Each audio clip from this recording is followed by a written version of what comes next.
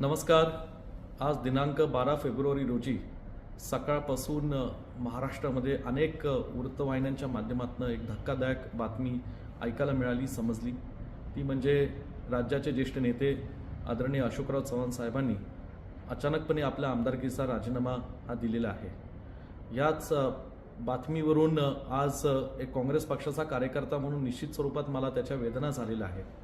परंतु ह्या बातमीबरोबरच अनेक वृत्तवाहिन्यांच्या माध्यमातून चुकीचा गैरसमज पसरवला जातोय की मी सुद्धा माझ्या आमदारकीचा राजीनामा दिलेला आहे.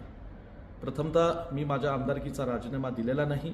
मी आजही काँग्रेस पक्षाचा एक कार्यकर्ता म्हणून काम करत आहे आणि ज्या पलूस कडेगावच्या जनतेने स्वर्गीय पतंगरावजी कदम साहेबांना भरभरून प्रेम दिलं, साथ दिलं, त्याच पलूस कडेगावच्या आमच्या माता भगिनींनी, ज्येष्ठांनी, तरुण कार्यकर्त्यांनी, सर्वसामान्य लोकांनी मलाही विधानसभेच्या माध्यमातून सांगली